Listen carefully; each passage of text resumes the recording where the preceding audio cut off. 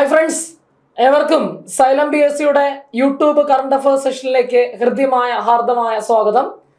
നമ്മൾ ഈ സെഷനിൽ ഇന്നിപ്പോൾ ഡിസ്കസ് ചെയ്യാനായിട്ട് പോകുന്നത് കേരള പി എസ് സി അടുത്തിടെ ചോദിച്ചിട്ടുള്ള പരീക്ഷകളിലെ ഏറ്റവും പ്രധാനപ്പെട്ട കാര്യപ്രസക്തമായിട്ടുള്ള ഉദ്യോഗാർത്ഥികളെ ഏറ്റവും കൂടുതൽ വലച്ചിട്ടുള്ള ചില ചോദ്യങ്ങളും അതുമായി ബന്ധപ്പെട്ട കുറച്ച് എക്സ്പ്ലനേഷനുമാണ് നമ്മൾ എന്ത് ചെയ്യാൻ പോകുന്നത്, ഡിസ്കസ് ചെയ്യാൻ പോകുന്നത്. വളരെ സെലക്റ്റീവ് ആയിട്ടുള്ള ക്വസ്റ്റ്യൻ ആണ് നമ്മൾ ഇതിനകത്ത് എടുത്തിട്ടുള്ളത് എന്ന കാര്യം പ്രത്യേകം ശ്രദ്ധിക്കുക.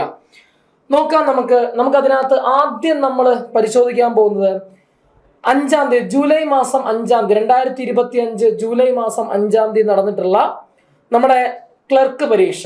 അത് ശ്രദ്ധിക്കേണ്ടത് നിങ്ങൾ special recruitment four scheduled tribe ST വിഭാഗങ്ങൾക്ക് വേണ്ടി മാത്രം നടത്തിയ ഒരു ക്ലറിക്കൽ പരീക്ഷയാണ്. അതിനകത്ത് ചോദിച്ച 1-2 ചോദ്യങ്ങളാണ് നമ്മൾ ആദ്യം തന്നെ എടുക്കാൻ പോകുന്നത്. നമ്മൾ ഓപ്പറേഷൻ സിന്ദൂർ നടക്കുന്നത് മെയ് മാസം 7-ാം തീയതിയാണ്. അന്ന് വൈകിട്ട് തന്നെ നമ്മൾ ഓപ്പറേഷൻ സിന്ദൂറിന്റെ യൂട്യൂബ് വീഡിയോ നമ്മൾ ചെയ്തിട്ടുണ്ട്. അപ്പൊ അന്ന് ഏറ്റവും ക്വിക്കായിട്ട് നമ്മൾ കുറെ ഫാക്ട് ഉൾപ്പെടുത്തിക്കൊണ്ട് ചെയ്തതാണ്. അതിനുശേഷം നമ്മൾ ക്ലാസ്സുകളിലൊക്കെ വിവിധ രീതിയിൽ ക്ലാസ്സുകളിലൊക്കെ ഓപ്പറേഷൻ സിന്ദൂർ കൃത്യമായിട്ട് എടുത്ത് വെച്ചിട്ടുണ്ട്. എങ്കിലും ഇവിടെ 2 ചോദ്യങ്ങൾ വളരെ വേറിട്ടതായിട്ട് 2 ചോദ്യങ്ങൾ അവിടെ ചോദിച്ചിട്ടുണ്ട്. എന്താണ് ആ 2 ചോദ്യങ്ങൾ നമുക്ക് നോക്കാം. ആട്ടിടയന്മാരുടെ താഴ്വര അഥവാ വാലി ഓഫ് ഷെപ്പേർഡ്സ് എന്ന പേരിൽ അറിയപ്പെടുന്ന സ്ഥലമേത് എന്നാണ് ചോദ്യം. ശ്രദ്ധിക്കണടാ, പെഹൽഗാമാണ് ഉത്തരം, പെഹൽഗാം. ഇവിടെ കൃത്യമായി ഇത് ഞാൻ മുന്നേ തന്നെ പറഞ്ഞിട്ടില്ല. ഞാൻ മിക്കവാറും ക്ലാസ്സിനകത്ത് പറയുന്ന 3 type of current affairs question ഉണ്ട്. അതിൽ 3-ാമത്തെ ടൈപ്പാണ് കൃത്യമായ ഒരു ടോപ്പിക്കിനെ ബേസ് ചെയ്ത് ചോദിക്കാം, ഒൺ വേർഡ് ടൈപ്പ് ക്വസ്റ്റ്യൻ ചോദിക്കാം. 3-ാമതൊരു സെഗ്മെന്റ് ഉണ്ട്, അവനെ നമ്മൾ വിളിക്കുന്ന പേരാണടാ കറണ്ട് അഫയർ റിലേറ്റഡ് GK. ആനുകാലിക സംബന്ധിയായ കറണ്ട് അഫയർ റിലേറ്റഡ് GK, ആനുകാലിക സംബന്ധിയായ GK ചോദ്യങ്ങൾ. അപ്പൊ ആനുകാലിക സംബന്ധിയായ GK ചോദ്യം എന്ന് പറയുന്ന ഒരു സെഗ്മെന്റിൽപ്പെട്ട ഒരു ചോദ്യമാണിത്. ആട്ടിടയന്മാരുടെ താഴ്വര അഥവാ വാലി ഓഫ് ഷെപ്പേർഡ് എന്ന പേരിൽ അറിയപ്പെടുന്ന സ്ഥലം. ഒറ്റ നോട്ടത്തിൽ കാണുമ്പോൾ നമുക്കൊന്നും ഇതൊരു GK ക്വസ്റ്റൻ അല്ലേ തോന്നും. ശരിയാണ്, GK ആണ്. പക്ഷെ നിങ്ങൾ ഇവിടെ മനസ്സിലാക്കേണ്ടത് ആ ചോദ്യകർത്താവ് എന്തുകൊണ്ട് ആ ചോദ്യം ഇപ്പോ ചോദിച്ചു, അതിന്റെ റീസൺ കറണ്ട് അഫയേഴ്സ്. എന്താ റീസൺ? പെഹൽഗാം അറ്റാക്കിനെ തുടർന്നാണ് ആ ചോദ്യകർത്താവ് ആ ചോദ്യം അവിടെ ചോദിച്ചിട്ടുള്ളത് എന്നത് വ്യക്തമാണ്. അപ്പൊ കറണ്ട് അഫയേഴ്സ് റിലേറ്റഡ് GK സെഗ്മെന്റിൽപ്പെട്ട ചോദ്യമാണ്. നമ്മൾ ഡീറ്റെയിൽ ആയിട്ട് പഠിക്കും കേട്ടോ. 2-ാമത്തെ ചോദ്യം, ഓപ്പറേഷൻ സിന്ദൂറിൽ പാകിസ്ഥാനിൽ നിന്നുമുള്ള ഡ്രോൺ മിസൈൽ ആക്രമണങ്ങളിൽ നിന്ന് പ്രതിരോധത്തിനായി ഇന്ത്യ ഉപയോഗിച്ച സുദർശൻ ചക്ര എന്നറിയപ്പെടുന്ന വ്യോമയാന പ്രതിരോധ സംവിധാനത്തിന്റെ പേരെന്ത്? അന്ന് മിക്കവാറും എല്ലാ മീഡിയാസിലും ലൈം ലൈറ്റിൽ നിന്ന പേരാണിത്. എന്താണ് ആ പേര്? S-400. അവിടെ നിങ്ങൾ ശ്രദ്ധിക്കണം, ചോദ്യകർത്താവ് ഇന്ത്യയുടെ എയർ ഡിഫൻസ് സിസ്റ്റത്തെ പറ്റി ചോദിച്ചത്. അതിന്റെ അർത്ഥം ഉൾത്തലങ്ങളിലേക്ക് ക്വസ്റ്റ്യൻ വന്നു, അത്രയും ഡീപ്പണായിട്ട് ക്വസ്റ്റ്യൻ വന്നു തുടങ്ങി എന്നാണ് അതിന്റെ അർത്ഥം. ഇന്ത്യയുടെ മിസൈൽ സിസ്റ്റത്തിലേക്ക് പോവാണ്. അപ്പൊ നമ്മൾ വെറുതെ റഫാല് മാത്രം പഠിച്ചു പോയിട്ട് കാര്യമില്ല, ഡീപ്പണായിട്ട് ഇനി കാര്യങ്ങൾ പഠിക്കണം. അതാണ് നമ്മൾ ഈ ക്ലാസ്സിൽ ഡിസ്കസ് ചെയ്യാൻ പോകുന്നത് കേട്ടോ. അടുത്ത ചോദ്യം ശ്രദ്ധിക്കാം. ഇതും കൃത്യമായ ഒരു കറണ്ട് അഫയേഴ്സ് റിലേറ്റഡ് GK ആണ്. കറണ്ട് അഫയർ റിലേറ്റഡ് GK സെഗ്മെന്റിൽ വന്ന ചോദ്യമാണ്. സിമ്പിൾ ആയിട്ട് മനസ്സിലാവും. ഇത് ഒറ്റ നോട്ടത്തിൽ GK ക്വസ്റ്റ്യൻ അല്ലേ തോന്നും. ശരിയാണ്, GK ആണ്. പക്ഷെ എന്തുകൊണ്ട് ആ ചോദ്യകർത്താവ് ഇത്തവണ ആ ചോദ്യം ചോദിച്ചു? ശ്രദ്ധിക്കണേടാ, പിയൂൺ എക്സാം 2025 ജൂൺ മാസം 20 നടന്ന പിയൂൺ എക്സാമിന്റെ ചോദ്യമാണ്. സിംല കരാർ ഏത് രാജ്യങ്ങൾ തമ്മിലുള്ള ഉടമ്പടിയാണ്? എന്തുകൊണ്ടാ ചോദിച്ചേ? നമുക്കറിയാം, പഹൽഗാം അറ്റാക്കിനെ തുടർന്ന് ഇന്ത്യ സിന്ധു നദീജല കരാറിൽ നിന്നും പിൻവാങ്ങുന്നു. ആ സിന്ധു നദീജല കരാറിൽ നിന്നും പിൻവാങ്ങിയ ശേഷം പാകിസ്ഥാൻ നേരെ എന്ത് ചെയ്തു? സിംല കരാറിൽ നിന്നും പാകിസ്ഥാൻ പിൻവാങ്ങി. ഇന്ത്യ സിന്ധു നദീജല കരാറിൽ നിന്ന് പിൻവാങ്ങിയപ്പോ പാകിസ്ഥാൻ നേരെ സിംല കരാറിൽ നിന്ന് പിൻവാങ്ങി. അന്നേ നമ്മൾ ക്ലാസ്സിൽ പറഞ്ഞതാണ് ഈ 2 കരാറുകൾ, സിന്ധു നദീജല കരാറും സിംല കരാറും ഇനി ചോദ്യങ്ങളിൽ പ്രത്യക്ഷപ്പെട്ടേക്കാം, ഒരു സംശയവും വേണ്ട. അതേ കണക്ക് ഇവിടെ ചോദിച്ചിരിക്കുന്നു, സിംല കരാർ ഏതൊക്കെ രാജ്യങ്ങൾ തമ്മിലുള്ള ഉടമ്പടി? നമുക്കറിയാം, ഇന്ത്യയും പാകിസ്ഥാനും തമ്മിലുള്ള ഉടമ്പടിയാണ് സിംല കരാർ. നമുക്ക് ഡീറ്റെയിൽഡ് വ്യൂയിലോട്ട് പോവാം. പഹൽഗാം അറ്റാക്കുമായി ബന്ധപ്പെട്ട് തുടർന്ന ഓപ്പറേഷൻ സിന്ദൂറുമായി ബന്ധപ്പെട്ട അടുത്തിടെ നടന്ന 3 കാല പരീക്ഷകളിൽ ചോദ്യം വന്നു. ആ ചോദ്യങ്ങൾ പരിശോധിച്ചിട്ട് നമ്മൾ ഡയറക്റ്റ് കണ്ടന്റിലോട്ട് പോവാ. എക്സ്ട്രാ പോയിന്റ് ഒക്കെ യൂസ് ചെയ്തുകൊണ്ടുള്ള വാസ്റ്റ് ആയിട്ടൊരു പഠനം നമ്മൾ ചെയ്യാൻ പോവാ അവിടെ കേട്ടോ. അടുത്ത ചോദ്യം, ലബോറട്ടറി ടെസ്റ്റിന്റെ പരീക്ഷയ്ക്ക് ചോദിച്ച ചോദ്യമാണ്. പഹൽഗാം ഭീകരാക്രമണം തിരിച്ചടിയ ഇന്ത്യ നടത്തിയ സൈനിക നടപടി നമുക്ക് എല്ലാവർക്കും അറിയാം, ഓപ്പറേഷൻ സിന്ദൂർ ആണ്. ഇനി അത് കൃത്യമായിട്ട് നമ്മൾ പറഞ്ഞിരുന്നു. നമ്മൾ ആ ഓപ്പറേഷൻ സിന്ദൂർ പഠിച്ച സമയത്ത് അവിടെ പറഞ്ഞിരുന്നതാണ്. 2024 ജൂലൈ മാസം 15 മുതൽ 2024 ജൂലൈ മാസം 14 മുതൽ ജൂലൈ മാസം 15 മുതൽ ഇന്ത്യയുടെ വിദേശകാര്യ സെക്രട്ടറിയായി പ്രവർത്തിച്ചു കൊണ്ടിരിക്കുന്നത് ആര് എന്നാണ്? വിക്രം മിശ്രി. അതിന്റെ റീസൺ എന്താ? എടാ, ഈ വിഷയവുമായി ബന്ധപ്പെട്ടുകൊണ്ട് വാർത്താ സമ്മേളനം നടത്തിയ 2 വനിതകൾ ഉണ്ടായിരുന്നു, അറിയാം. കേണൽ സോഫിയ ഖുറേഷിയും വിംഗ് കമാൻഡർ വ്യോമിക സിംഗും ഇല്ലേ? ആ കേണൽ സോഫിയ ഖുറേഷിയും അതുപോലെ തന്നെ വിംഗ് കമാൻഡർ വ്യോമിക സിംഗിന്റെ നടുക്കിരുന്ന വ്യക്തിയാണ് വിക്രം മിശ്രി, ഇന്ത്യയുടെ വിദേശകാര്യ സെക്രട്ടറി. ആ പറയുന്ന വാർത്താ സമ്മേളനത്തിന്റെ 3 പേരുണ്ടായിരുന്നു വാർത്താ സമ്മേളനത്തിൽ. അതിൽ നടുക്കിരുന്ന വ്യക്തിയാണ് വിക്രം മിശ്രി. അതിന്റെ ചിത്രം നമുക്ക് ഇവിടെ കാണാം. ഓക്കെ, അപ്പൊ ആ ചോദ്യം ചോദിച്ചേ. അടുത്ത പോയിന്റ് എന്താ? 2025 മെയ് മാസത്തിൽ ലബോറട്ടറീസിന്റെ അടുത്ത ക്വസ്റ്റ്യൻ. 2025 മെയ് മാസത്തിൽ പാകിസ്ഥാനെതിരെ ഇന്ത്യ നടത്തിയ സൈനിക നടപടിയായ ഓപ്പറേഷൻ സിന്ദൂറിനെ കുറിച്ച് പത്രസമ്മേളനം നടത്തിയ ഇന്ത്യൻ വനിതാ സൈനിക ഉദ്യോഗസ്ഥർ ആരൊക്കെ? ഓപ്ഷൻ ഡി, കേണൽ സോഫിയ ഖുറേഷിയും വിംഗ് കമാൻഡർ വ്യോമിക സിംഗും. വ്യക്തം, കൃത്യം. ഓക്കെ അല്ലേ? ഇത്രയും ചോദ്യങ്ങളാണ് നാളിതുവരെ ഞാൻ ഈ വീഡിയോ ചെയ്യുന്ന ഈ നിമിഷം വരെ കേരള PSC പഹൽഗാം അറ്റാക്കിനെ തുടർന്നുള്ള ഓപ്പറേഷൻ സിന്ദൂറുമായി ബന്ധപ്പെട്ട ചോദ്യം ചോദിച്ചത് ഇത്രയുമാണ്. ഈ നിമിഷം വരെയുള്ള കാര്യമാണ് ഞാൻ പറയുന്നത്. ഈ നിമിഷം വരെ ഇത്രയും ചോദ്യങ്ങൾ. അപ്പോൾ ഇനി നമ്മൾ ആ പഠനം കുറച്ചും കൂടെ ഡീപ്പായിട്ട് നടത്താൻ പോവാ. കുറച്ചും കൂടെ നമ്മൾ ഡീപ്പ് സ്റ്റഡി നടത്തേണ്ടിയിരിക്കുന്നു. ശ്രദ്ധിക്കണേടാ. ജസ്റ്റ് ഒരു കഥ പോലെ ഞാൻ പറഞ്ഞു പോവാം. അതിന് മുന്നോടിയായിട്ട് ഒരു കാര്യം കൂടി പറയാൻ ഓർമ്മിക്കുന്നു. നിങ്ങൾ അറിഞ്ഞിട്ടുണ്ടാവും, നമ്മുടെ സൈലം PSC കറണ്ട് അഫേഴ്സിന് വേണ്ടി മാത്രമായി ഒരു ബാച്ച് സ്റ്റാർട്ട് ചെയ്ത കാര്യം നിങ്ങൾ എല്ലാവരും അറിഞ്ഞിട്ടുണ്ടാവും. ഇക്കഴിഞ്ഞ ജൂൺ മാസം 22-ാം തീയതി ബാച്ച് സ്റ്റാർട്ട് ചെയ്തു. വളരെ മികച്ച പ്രതികരണമാണ് അതിനകത്ത് ഉണ്ടായിട്ടുള്ളത്. ഏകദേശം നല്ലൊരു ശതമാനം ഉദ്യോഗാർത്ഥികൾ ആ ബാച്ചിലേക്ക് ജോയിൻ ചെയ്തിട്ടുണ്ട്. അവരെല്ലാം വളരെ മികച്ച രീതിയിൽ പഠിച്ചു വരികയാണ്.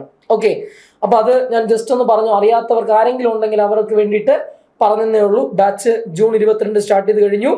6 മാസമാണ് ബാച്ചിന്റെ വാലിഡിറ്റി. 40+ ലൈവ് ക്ലാസ്സുകളായിരിക്കും ഈ ബാച്ചിനോടൊപ്പം നമ്മൾ ലഭ്യമാക്കുക. അതുപോലെ തന്നെ കൃത്യമായിട്ടുള്ള ടോപ്പിക് ബേസ് എക്സാംസ്, അതുപോലെ മീൻസ് ടോപ്പിക് വൈസ് ഏരിയ, അതുപോലെ തന്നെ ഓൺവേർഡ് ടൈപ്പ് ക്വസ്റ്റ്യൻസ് കിട്ടുന്ന രീതിയിലുള്ള സെഗ്മെന്റ്. ഞാൻ ഈ പറഞ്ഞ 3ാമത്തെ segment current affair related GK, ആനുകാലിക സംബന്ധിയായ GK ചോദ്യം. ഈ 3 രീതിയും ഫോക്കസ് ചെയ്തുകൊണ്ടാണ് നമ്മുടെ ബാച്ച് മുന്നോട്ട് പോകുന്നത്. 40+ ലൈവ് ക്ലാസ്സുകൾ ഞാൻ ഓൾറെഡി പറഞ്ഞു കഴിഞ്ഞു. അതിനോടൊപ്പം തന്നെ നിങ്ങൾക്ക് 2 എക്സാംസ് ആണ് പ്രൊവൈഡ് ചെയ്യുന്നത്. മോക്ക് എക്സാം, കറണ്ട് അഫെയറിന്റെ മോക്ക് എക്സാം ഇതിനോടൊപ്പം പ്രൊവൈഡ് ചെയ്യും. മന്ത്ലി ഒരു മോക്ക് എക്സാം പ്രൊവൈഡ് ചെയ്യും. പിന്നെ ഇത്ര ഏരിയ കഴിയുമ്പോൾ നമ്മൾ റിവിഷൻ എക്സാം, മന്ത്ലി റിവിഷൻ എക്സാമും കണ്ടക്ട് ചെയ്യും. ഈ 2 എക്സാമാണ് നമ്മൾ ഇതിന്റെ ഭാഗമായിട്ട് കണ്ടക്ട് ചെയ്യപ്പെടുക. അപ്പോൾ ഇത് നമ്മുടെ ബാച്ച് ഇപ്പൊ സ്റ്റാർട്ട് ചെയ്തിട്ടുള്ളൂ. ആരെങ്കിലും ജോയിൻ ചെയ്യാൻ ആഗ്രഹമുള്ളവർ ഇപ്പൊ തന്നെ സ്റ്റാർട്ടിങ്ങിൽ തന്നെ ജോയിൻ ചെയ്യാൻ ശ്രമിക്കുക. ഇപ്പോൾ കുറച്ച് ക്ലാസ്സുകൾ മാത്രമേ ആയിട്ടുള്ളൂ. ഇപ്പൊ തന്നെ സ്റ്റാർട്ട് ചെയ്യാൻ ശ്രമിക്കുക. ഓക്കെ, അപ്പോൾ ബാച്ചിന്റെ വാലിഡിറ്റി 6 മാസമാണ്. എല്ലാം കഴിഞ്ഞ ഏറ്റവും അവസാനം മാത്രമേ നമ്മൾ നമ്മുടെ കോഴ്സ് ഫീനെ പറ്റി പറയാറുള്ളൂ. 199 രൂപ മാത്രമാണ് ഈ ബാച്ചിന്റെ കോഴ്സ് ഫീ ആയിട്ട് നിശ്ചയിച്ചിട്ടുള്ളത്. 2024 ജനുവരി മുതൽ 2025 ഡിസംബർ വരെയുള്ള കണ്ടന്റ് ആയിരിക്കും ഈ ബാച്ചിലൂടെ നിങ്ങൾക്ക് ലഭ്യമാവുക. എല്ലാ ദിവസവും ക്ലാസ് ഉണ്ടായിരിക്കത്തില്ല, അത് പ്രത്യേകം പറയാണ്. അത് ആഴ്ചയിൽ 2 ദിവസം 3 ദിവസം എന്നുള്ള നിലയ്ക്കായിരിക്കും നമ്മളത് ക്രമപ്പെടുത്തിയിട്ടുള്ളത്. അപ്പോൾ ബാക്കി കാര്യങ്ങൾ ബാച്ചിൽ ജോയിൻ ചെയ്യുന്നതോട് ചോദിച്ചാൽ, അല്ലെങ്കിൽ ബാച്ച് ജോയിൻ ചെയ്യുമ്പോൾ നിങ്ങൾക്ക് ഐഡിയ പിടികിട്ടും. ഓക്കെ, അപ്പോൾ ഓൾമോസ്റ്റ് ശനി ഞായർ ദിവസങ്ങൾ, എല്ലാ ശനി ഞായർ ദിവസങ്ങളിലാണ് നമ്മൾ ഈ ബാച്ച് കൊണ്ടുപോകുന്നത്. എക്സ്ട്രാ ക്ലാസ്സുകൾ ഉണ്ടെങ്കിൽ നമ്മൾ എന്ത് ചെയ്യും? അറിയിക്കും. അതിനിടയ്ക്ക് ക്ലാസ്സുകളുണ്ടെങ്കിൽ അറിയിക്കും. അങ്ങനെ 6 മാസം കൊണ്ട് നമ്മൾ അരിച്ച് കലക്കി കറണ്ട് അഫേഴ്സ് സെറ്റാക്കുന്ന ബാച്ചാണിത്. ബാച്ചിന്റെ പേര് കറണ്ട് അഫേഴ്സ് നോക്കൗട്ട് ബാച്ച് എന്നാണ്. കറണ്ട് അഫേഴ്സ് നോക്കൗട്ട് ബാച്ച് എന്നാണ്. ഓക്കെ, അപ്പോൾ എല്ലാ ഉദ്യോഗാർത്ഥികളും, പ്രിയപ്പെട്ട ഉദ്യോഗാർത്ഥികളെയും ഞാൻ ഈ ബാച്ചിലേക്ക് ഹൃദ്യമായി ഹാർദമായി സ്വാഗതം ചെയ്യുന്നു. പൂർണ്ണമായും ഞാൻ നേതൃത്വം കൊടുക്കുന്ന ബാച്ചാണിത്. എല്ലാവരെയും ഞാൻ ഈ ബാച്ചിലേക്ക് സ്വാഗതം ചെയ്യുന്നു. ഓക്കെ, യെസ്, നമുക്കിനി നേരെ കണ്ടന്റിനകത്തോട്ട് പോവാം. എടാ, അതിനു മുന്നേ ഒരു ഇൻട്രോ പറഞ്ഞ് നമ്മളോട് സ്റ്റാർട്ട് ചെയ്യുന്നു. ഇൻട്രോ പറയുന്നു, പഹൽഗാം നമുക്കറിയാം. 2025 കൃത്യമായി പറഞ്ഞാൽ ഏപ്രിൽ മാസം 22. 2025 കൃത്യമായി പറഞ്ഞാൽ ഏപ്രിൽ മാസം 22-ാം തീയതി ജമ്മു കാശ്മീരിലെ പെഹൽഗാം എന്ന് പറയപ്പെടുന്ന ഒരു ടൂറിസ്റ്റ് പ്ലേസിൽ ഒരു തീവ്രവാദി ആക്രമണം നടക്കുകയാണ്. ആ തീവ്രവാദികൾ വളരെ കൃത്യമായിട്ട് ഒരു 26 ജീവനുകളാണ് ആ ഒരു ഒറ്റ ദിവസം കൊണ്ട് ഇന്ത്യക്ക് നഷ്ടപ്പെടുന്നത് 26 ജീവനുകളാണ്. ആ 26 പേരിൽ 25 പേര് ഇന്ത്യക്കാരും ഒരാൾ നേപ്പാൾ സ്വദേശിയുമാണ്. ആ അറ്റാക്കിന്റെ ഏറ്റവും വലിയൊരു പ്രത്യേകത വളരെ ടാർഗറ്റഡ് ആയിട്ടുള്ള ഒരു പുരുഷ കേന്ദ്രീകൃതമായിട്ടുള്ള ഒരു അറ്റാക്കാണിത്. വളരെ കൃത്യമായിട്ട് പുരുഷ കേന്ദ്രീകൃതമായിട്ടുള്ള അറ്റാക്ക് എന്ന് പറയാൻ കാരണം, വിവാഹം കഴിഞ്ഞ് 5-6 ദിവസം മാത്രം പ്രായമുള്ള ഒരു നവവധുക്കൾ ഈ പറയുന്ന കണക്ക് പെഹൽഗാമിലേക്ക് പോവുകയും ആ ടൂറിസ്റ്റ് പ്ലേസ് സന്ദർശിക്കാനായിട്ട് പോവുകയും അവിടെ വെച്ച് ഭാര്യയുടെ മുന്നിൽ വെച്ച് ഭർത്താവിനെ അതിക്രൂരമായി കൊലപ്പെടുത്തുകയാണ്. അപ്പൊ ഭാര്യ ഇങ്ങനെ അലമുറയിട്ട് കരയാണ്, എന്നെയും കൂടെ ഒന്ന് കൊന്നു തള്ളൂ എന്ന് പറഞ്ഞപ്പോൾ ഒരു തീവ്രവാദി ആക്രോശം കൊണ്ട് പറഞ്ഞത്, നിന്നെ ഞങ്ങൾ ബാക്കി വെച്ചിരിക്കുകയാണ്, നീ പോയിട്ട് നിന്റെ രാജ്യത്തിന്റെ പ്രധാനമന്ത്രി നരേന്ദ്രമോദിയോട് പറയണം നമ്മൾ ഇമാതിരി പരിപാടി കാണിച്ചിട്ടുണ്ട്, അത് പറയാനായിട്ട് നിന്നെ ബാക്കി വെച്ചിരിക്കുകയാണെന്നാണ് പറഞ്ഞത്. അപ്പൊ അത് കേട്ടപ്പോൾ തന്നെ നമുക്ക് സാധാരണക്കാരായ ഇന്ത്യക്കാർക്കെല്ലാം കൊണ്ടു ഇല്ലേ. അപ്പൊ നമ്മൾ പ്രതീക്ഷിച്ചു ഉറപ്പാണ് നമ്മൾ തിരിച്ചടിക്കും, 100% ഗ്യാരണ്ടി തിരിച്ചടിച്ചിരിക്കും. 5 ദിവസമായി, 10 ദിവസമായി, 11 12 13 തിരിച്ചടിക്കുന്നില്ല. അങ്ങനെ 2025 കൃത്യമായി പറഞ്ഞാൽ മെയ് മാസം 6-ാം തീയതി വൈകിട്ട് കേന്ദ്ര സർക്കാരിന്റെ ഒരു വിജ്ഞാപനം വരുന്നു. അതിൽ ഇപ്രകാരം പറയുന്നു, 2025 മെയ് മാസം 7-ാം തീയതി വൈകിട്ട് 4 മണിക്ക് മോക്ക് ഡ്രിൽ ഉണ്ടാവും. എന്താണ് മോക്ക് ഡ്രിൽ? ഒരു രാജ്യം യുദ്ധമോ യുദ്ധസമാനമായ സാഹചര്യത്തിലേക്ക് നീങ്ങുകയാണെങ്കിൽ അതിനോട് ജനങ്ങൾ എങ്ങനെയാണ് പ്രതികരിക്കേണ്ടത് എന്നതിനെ പറ്റിയിട്ടുള്ള ഒരു ട്രയലാണ് ഈ പറയപ്പെടുന്ന മോക്ക് ഡ്രിൽ. അപ്പൊ ആ മോക്ക് ഡ്രിൽ ഉണ്ടാവും എന്ന് പറയുന്നു. അപ്പൊ നമ്മൾ വിചാരിച്ച് മിക്കവാറും 7-ാം തീയതി കഴിഞ്ഞിട്ടായിരിക്കും തിരിച്ചടിക്കാൻ പോകുന്നത്. പക്ഷെ നമ്മുടെ എല്ലാ പ്രതീക്ഷകളെയും ഞെട്ടിച്ചുകൊണ്ട് മെയ് മാസം 6-ാം തീയതി രാത്രി അല്ലെങ്കിൽ മെയ് മാസം 7-ാം തീയതി രാത്രി 1 മണി കഴിഞ്ഞ് 5 മിനിറ്റിന് പാകിസ്ഥാനിലെ 9 തീവ്രവാദ കേന്ദ്രങ്ങളെ മാത്രം ടാർഗറ്റ് ചെയ്തുകൊണ്ടുള്ള ഒരു ടാർഗറ്റഡ് അറ്റാക്ക് ഇന്ത്യ അഴിച്ചുവിടുന്നു. ആ അറ്റാക്കിൽ ഏകദേശം 70ഓളം തീവ്രവാദികൾ മരണപ്പെട്ടു എന്നാണ് ഇന്ത്യ പൂർണ്ണമായും അവകാശപ്പെടുന്നത്. ഒരു പാകിസ്ഥാനി സിവിലിയന്റിനോ ഒരു പാകിസ്ഥാനി മിലിറ്റന്റിനോ ഇതിന്റെ ഭാഗമായിട്ട് ഹത്യ സംഭവിച്ചിട്ടില്ല. ഈ പറഞ്ഞ 9 തീവ്രവാദ കേന്ദ്രങ്ങളിലേക്ക് നമ്മൾ ഉപയോഗിച്ച ഇന്ത്യയുടെ എണ്ണം പറഞ്ഞ വിദേശ നിർബന്ധമായിട്ടുള്ള മിസൈലുകളാണ് സ്കാൽപ്പ് മിസൈലുകൾ. ഈ സ്കാൽപ്പ് മിസൈലും അതുപോലെ തന്നെ ഹമ്മർ മിസൈലുകളും വിക്ഷേപിക്കാനായിട്ട് ഉപയോഗിച്ച ഇന്ത്യയുടെ ഫൈറ്റർ ജെറ്റുകളാണ് ഇന്ത്യയുടെ എണ്ണം പറഞ്ഞ റഫാൽ യുദ്ധവിമാനങ്ങൾ. ആ റഫാൽ യുദ്ധവിമാനങ്ങൾ കൃത്യമായി ആ കർമ്മം നിശ്ചയിക്കുന്നു അല്ലെങ്കിൽ നടത്തുന്നു. ഞാൻ മുന്നേ പറഞ്ഞ കണക്ക് കൃത്യമായി ഇന്ത്യ ഉറപ്പുവരുത്തുന്നു, ഒരു പാകിസ്ഥാനി മിലിറ്റന്റിനോ ഒരു പാകിസ്ഥാനി സിവിലിനോ അതിന്റെ ഭാഗമായിട്ട് ഹത്യ സംഭവിച്ചിട്ടില്ല എന്ന് തന്നെയാണ് ഇന്ത്യ പൂർണ്ണമായും അവകാശപ്പെടുന്നത്. ഓക്കെ, ആ ഓപ്പറേഷന് ഇന്ത്യ മഹാരാജ്യം നൽകിയ പേരാണടാ ഓപ്പറേഷൻ സിന്ദൂർ എന്ന് പറയുന്നത്. ഓപ്പറേഷൻ സിന്ദൂർ ആ പേര് നിർദ്ദേശിച്ചതാകട്ടെ നമ്മുടെ രാജ്യത്തിന്റെ പ്രധാനമന്ത്രി ശ്രീ നരേന്ദ്രമോദിയാണ്. ഒരുപക്ഷെ ഇതിലും മനോഹരമായൊരു പേര് ആ ഓപ്പറേഷൻ നൽകുവാനായിട്ടില്ലെന്ന് വേണമെങ്കിൽ പറയാം. ഇന്ത്യയിലെ ഓരോ അമ്മമാരുടെയും അല്ലെങ്കിൽ ഓരോ പെങ്ങന്മാരുടെയും സിന്ദൂരക്കുറി മായ്ച്ചവർക്കുള്ള കൃത്യമായ മറുപടിയാണ് നമ്മൾ ആ ഓപ്പറേഷനോട് നൽകിയിട്ടുള്ളത്. ശരിയല്ലേ? അതുകൊണ്ട് തന്നെയാണ് ആ ഓപ്പറേഷൻ സിന്ദൂർ എന്ന് പേരിട്ട് വിളിക്കുന്നത്. അങ്ങനെ അതിനെ തുടർന്ന് നമുക്കറിയാം ഈ ഏപ്രിൽ മാസം 22-ാം തീയതി പഹൽഗാമിൽ വെച്ച് ഈ പറയുന്ന അറ്റാക്ക് നടന്നു. പഹൽഗാം അറ്റാക്ക് നടക്കുന്നു. തൊട്ടടുത്ത ദിവസം ഇന്ത്യ സിന്ധു നദീജല കരാറിൽ നിന്നും പിൻവാങ്ങി. ഇന്ത്യ സിന്ധു നദീജല കരാർ, ഇൻഡസ് വാട്ടർ ട്രീറ്റി അഥവാ സിന്ധു നദീജല കരാറിൽ നിന്നും ഇന്ത്യ മഹാരാജ്യം പിൻവാങ്ങുന്നുണ്ട്. എന്താണ് സിന്ധു നദീജല കരാർ? നമുക്കറിയാം 1960 കൃത്യമായി പറഞ്ഞാൽ സെപ്റ്റംബർ മാസം 19-ാം തീയതി 1960 സെപ്റ്റംബർ മാസം 19-ാം തീയതി അന്നത്തെ ഇന്ത്യയുടെ പ്രധാനമന്ത്രിയായിരുന്ന ജവഹർലാൽ നെഹ്റുവും അന്നത്തെ പാകിസ്ഥാന്റെ പ്രസിഡന്റ് ആയിരുന്ന അയൂബ് ഖാനും തമ്മിൽ ഒപ്പുവെച്ച ഒരു കരാറാണ് സിന്ധു നദീജല കരാർ. ഈ കരാറ് പ്രകാരം ചലം, ചിനാബ് പോലെയുള്ള നദിയിൽ നിന്നുള്ള 70% ലഭിക്കുന്നത് അല്ലെങ്കിൽ പാകിസ്ഥാന്റെ 70% വരുന്ന കാർഷിക വൃത്തിക്ക് ആവശ്യമായ ജലം ലഭിക്കുന്നത് ഈ സിന്ധു നദീജല കരാർ പ്രകാരം ചലം, ചിനാബ് പോലെയുള്ള നദികളിൽ നിന്നാണ്. അവിടെയാണ് നമ്മൾ കൈവച്ചത്. നമ്മൾ കൃത്യമായിട്ട് അവിടെ കൊണ്ട് അവന്മാർക്ക് എന്ത് വെള്ളം കൂടി മുട്ടിച്ചെന്ന് വേണമെങ്കിൽ പറയാം. ഹാലിളകി പാകിസ്ഥാന്റെ. കാരണം കൃത്യമായി ഇന്ത്യ എന്ത് ചെയ്തു? നടപടി എടുക്കുന്നു. അവിടെ സിന്ധു നദീജല കരാറിൽ നിന്നും ഇന്ത്യ പിൻവാങ്ങുന്നു. എന്നാ പിൻവാങ്ങിയത്? ഏപ്രിൽ മാസം 23-ാം തീയതി 2025 കൃത്യമായി പറഞ്ഞാൽ ഏപ്രിൽ മാസം 23-ാം തീയതി ഇന്ത്യ സിന്ധു നദീജല കരാറിൽ നിന്നും പിൻവാങ്ങുന്നുണ്ട്. ശ്രദ്ധിച്ചു കേൾക്കണേ. അന്ന് നെഹ്റുവും അതുപോലെ തന്നെ അയൂബ് ഖാനും തമ്മിൽ ഒപ്പുവെച്ച ആ കരാറിന് മധ്യസ്ഥം വഹിച്ചത് ലോക ബാങ്കാണ്, വേൾഡ് ബാങ്കാണ് അതിന് മധ്യസ്ഥം വഹിച്ചത്. പാകിസ്ഥാനും വെറുതെ ഇരുന്നില്ല.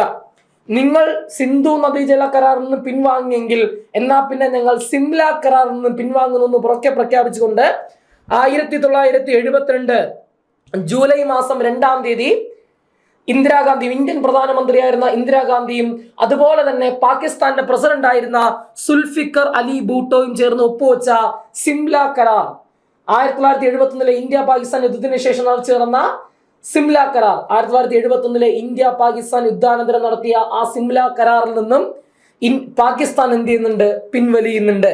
Pakistan suspended treaty on April 24. 23-ാം തീയതി സിന്ധു നദീജല കരാറിൽ നമ്മൾ പിൻവാങ്ങി. തൊട്ടടുത്ത ദിവസം 24-ാം തീയതി പാകിസ്ഥാൻ സിംല കരാറിൽ നിന്നും എന്ത് ചെയ്ത പിൻവാങ്ങുന്നുണ്ട്. ഇതുകൊണ്ടാണ് ആ ചോദ്യം അവിടെ ചോദിക്കപ്പെട്ടത്. സിംല കരാർ ഒപ്പുവെച്ചത് 1972 ജൂലൈ മാസം 2-ാം തീയതി എന്ന കാര്യം ഓർക്കുക. ഇനി നിങ്ങളോട് ഞാൻ പറഞ്ഞു പഹൽഗാം എന്ന് ഞാൻ കുറെ നേരം കൊണ്ട് പറയുന്നുണ്ട്. എന്റെ ചോദ്യം വരുന്നത് ജമ്മു കാശ്മീരിലെ ഏത് ജില്ലയുടെ ഭാഗമാണ് പഹൽഗാം എന്ന് ചോദിച്ചാൽ പറഞ്ഞാൽ അത് ആനന്ദ്നാഗ് ആണ്. ജമ്മു കാശ്മീരിലെ ആനന്ദ്നാഗ് എന്ന് പറയപ്പെടുന്ന ജില്ലയുടെ ഭാഗമാണ് ഈ പറയപ്പെടുന്ന പഹൽഗാം എന്ന കാര്യം പ്രത്യേകം ശ്രദ്ധിക്കുക. ഓക്കെ ആണല്ലോ? യെസ്. അങ്ങനെയെങ്കിൽ അടുത്ത പോയിന്റിലേക്ക് വരുന്നു. ഇനി ഓപ്പറേഷൻ സിന്ദൂർ വിശദീകരിക്കാനായിട്ട് ഇന്ത്യൻ ആർമി പറഞ്ഞുവിട്ട 2 വനിതാ ആർമി ഓഫീസേഴ്സ് ആണ് കേണൽ സോഫിയ ഖുറേഷിയും അതുപോലെ തന്നെ വിംഗ് കമാൻഡർ വ്യോമിക സിംഗും. ഇതാണ് നമ്മുടെ കേണൽ സോഫിയ ഖുറേഷി, ഇത് വിംഗ് കമാൻഡർ വ്യോമിക സിംഗ്, ഇതാണ് വിക്രം മിശ്ര, ഇന്ത്യയുടെ വിദേശകാര്യ സെക്രട്ടറി ചോദിച്ചു. സെറ്റ്. അടുത്ത പോയിന്റ് റഫാൽ. നമുക്കറിയാം റഫാൽ യുദ്ധവിമാനങ്ങളാണ് നമ്മൾ അവിടെ വർഷിക്കാനായിട്ട് ഉപയോഗിക്കുന്നത്, ശരിയല്ലേ? റഫാലിനെ പറ്റി അറിയണം, റഫാലിന്റെ ചരിത്രം നമ്മൾ അറിയണം. റഫാൽ എന്ന ഫ്രഞ്ച് വാക്കിന്റെ അർത്ഥം ഗസ്റ്റ് ഓഫ് വിൻഡ് അഥവാ കൊടുങ്കാറ്റ് എന്നാണ്. ഗസ്റ്റ് ഓഫ് വിൻഡ് അഥവാ കൊടുങ്കാറ്റ്. അക്ഷരാർത്ഥത്തിൽ കൊടുങ്കാറ്റ് തന്നെയാണ് റഫാൽ. മണിക്കൂറിൽ 1912 കിലോമീറ്റർ വേഗതയിൽ സഞ്ചരിക്കാൻ ശേഷിയുള്ള റഫാലിന്റെ നിർമ്മാതാക്കൾ എന്നറിയപ്പെടുന്നത് ഫ്രാൻസിലെ ദസോൾട്ട് ഏവിയേഷൻ ആണ്. അത് PSC തവണ ചോദിച്ചിട്ടുണ്ട്. അപ്പൊ ഫ്രാൻസിലെ ദസോൾട്ട് ഏവിയേഷൻ ആണ് റഫാലിന്റെ നിർമ്മാതാക്കൾ എന്നറിയപ്പെടുന്നത്. ഇന്ത്യയും ഫ്രാൻസും ചേർന്ന് 36 റഫാൽ യുദ്ധവിമാനങ്ങൾ മേടിക്കുവാനുള്ള കരാറിൽ ഏർപ്പെടുന്നത് 2016 2016 കൃത്യമായി പറഞ്ഞാൽ സെപ്റ്റംബർ മാസം 23-ാം തീയതി അന്നത്തെ ഇന്ത്യയുടെ പ്രതിരോധ വകുപ്പ് മന്ത്രിയായിരുന്ന മനോഹർ പരീക്കറും അന്നത്തെ ഫ്രാൻസിന്റെ പ്രതിരോധ വകുപ്പ് മന്ത്രിയായിരുന്ന ജീൻ എസ് ലെ ഡ്രിയാനും ചേർന്ന് 36 റഫാൽ യുദ്ധവിമാനങ്ങൾ മേടിക്കുവാനുള്ള കരാറിൽ ഏർപ്പെടുന്നു. കാണാം നിങ്ങൾക്ക്, ഇതാണ് നമ്മുടെ റഫാൽ കരാറിൽ ഏർപ്പെട്ട ദൃശ്യം. മനോഹർ പരീക്കറും അതുപോലെ തന്നെ നമ്മുടെ ജീൻ എസ് ലേഡ്രിയാനും തമ്മിൽ കരാറിൽ ഏർപ്പെടുന്ന ദൃശ്യമാണ് നിങ്ങളെ കാണുന്നത്. ആ കരാറിൻ പ്രകാരം ആദ്യഘട്ടം എന്നോണം 5 റഫാൽ യുദ്ധവിമാനങ്ങൾ ഇന്ത്യൻ മണ്ണിലേക്ക് പറന്നിറങ്ങുന്നത് 2020 കൃത്യമായി പറഞ്ഞാൽ ജൂലൈ മാസം 29-ാം തീയതി ആദ്യഘട്ടത്തിൽ 5 റഫാൽ യുദ്ധവിമാനങ്ങൾ ഇന്ത്യൻ മണ്ണിലേക്ക് പറന്നിറങ്ങുന്നുണ്ട്.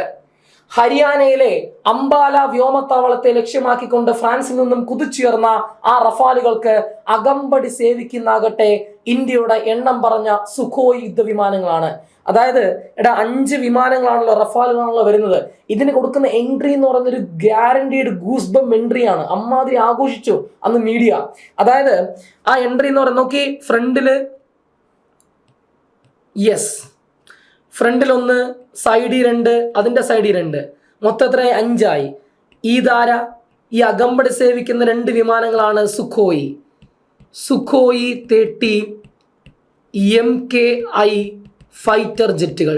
സുഖോയ് 30 MKI ഫൈറ്റർ ജെറ്റുകളാണ് ഇവർക്ക് അകമ്പടി സേവിച്ചുകൊണ്ട് വരുന്നത്. ഒരു പക്ഷി ഇങ്ങനെ ചിറക് വിരിച്ച് പറന്നു വരുന്ന രീതിയിലാണ് ഇതിന്റെ ഒരു എൻട്രി എന്ന് പറയുന്നത്. അങ്ങനെ ഇതിങ്ങനെ ഇന്ത്യൻ വ്യോമ അതിർത്തിയിലേക്ക് ഈ റഫാലുകൾ ഇങ്ങനെ പ്രവേശിച്ചപ്പോ അറബിക്കടലിൽ കിടക്കുകയായിരുന്ന ഇന്ത്യൻ നാവികസേനയുടെ യുദ്ധക്കപ്പലായ INS കൊൽക്കത്ത ഈ 5 റഫാൽ യുദ്ധവിമാനങ്ങളെ സ്വീകരിച്ചുകൊണ്ട് ആദ്യ സന്ദേശം അയക്കുന്നു, വെൽക്കം മെസ്സേജ് അയക്കുന്നു. ആ സന്ദേശം ഇതായിരുന്നു: may you touch the sky with glory, happy landing എന്നാണ്. May you touch the sky with glory happy landing. അഭിമാന പുരസ്സരം ഇന്ത്യൻ ആകാശത്തേക്ക് കാലെടുത്ത് വെക്കൂ എന്നായിരുന്നു ആ സന്ദേശം. അങ്ങനെ സന്ദേശം കൈമാറിയ ആ യുദ്ധക്കപ്പലിന്റെ പേരാണ് INS കൊൽക്കത്ത. കേൾക്കണേ, may you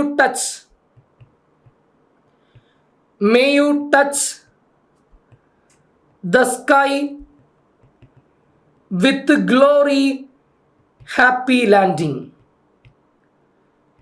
may you touch the sky with glory happy landing. അഭിമാന പുരസ്സരം ഇന്ത്യൻ ആകാശത്തേക്ക് കാലെടുത്ത് വെക്കൂ എന്നായിരുന്നു സന്ദേശം. അങ്ങനെ സന്ദേശം അയച്ച ആ യുദ്ധക്കപ്പലിന്റെ പേരാണ് INS കൊൽക്കത്ത. INS കൊൽക്കത്ത ഓർത്തു വെക്കണേ. സെറ്റ്. അപ്പൊ റഫാലിനെ നിങ്ങൾക്ക് ഇവിടെ കാണാം. ഇത്രയും കാര്യങ്ങൾ ഇവിടെ കിട്ടിയെന്ന് പ്രതീക്ഷിക്കുന്നു. ഇനി ഇതിന്റെ അടുത്ത കരാറ് 2025 ഏപ്രിൽ മാസം 2025 ഏപ്രിൽ മാസം ഇന്ത്യയും ഫ്രാൻസും തമ്മിൽ 26 റഫാലുകൾ കൂടി വാങ്ങുവാനുള്ള കരാറിൽ ഏർപ്പെടുന്നുണ്ട്. അപ്പൊ 2025 ഏപ്രിൽ മാസം 26 റഫാൽ വിമാനം കൂടി ഇന്ത്യൻ സേനയുടെ ഭാഗമാക്കി മാറ്റാനുള്ള കരാറിൽ ഇന്ത്യയും ഫ്രാൻസും ഏർപ്പെടുന്നുണ്ടെന്ന കാര്യം പ്രത്യേകം ശ്രദ്ധിക്കുക. എത്ര എണ്ണമാ? 26 റഫാൽ വാങ്ങുവാനുള്ള കരാറിലാണ് ഏർപ്പെടുന്നത്. അടുത്ത പോയിന്റിലേക്ക് വരാം. യെസ്, ഞാൻ പറഞ്ഞില്ലേ സുഖോയ് ഇത്തവണ ശരിക്കും പറഞ്ഞാല് നമ്മൾ അടിച്ചു. ആരെ? ഓപ്പറേഷൻ സിന്ദൂറിലൂടെ നമ്മൾ പാകിസ്ഥാന് തിരിച്ചടി കൊടുത്തു. പാകിസ്ഥാൻ വെറുതെ ഇരുന്നില്ല. വൈകിട്ട് പാകിസ്ഥാൻ തിരിച്ചടി തുടങ്ങി. പാകിസ്ഥാൻ അതിർത്തിയിൽ ഷെല്ലാക്രമണവും പാകിസ്ഥാൻ അവിടെ നിന്ന് വ്യോമാക്രമണം തുടങ്ങി. ആ വ്യോമാക്രമണം നടത്തിയ കാര്യങ്ങളാണ് ഇനി പറയാൻ പോകുന്നത്. അത് പ്രതിരോധിക്കാനായിട്ട് നമ്മൾ തിരിച്ച് വീണ്ടും അടിക്കുന്നു.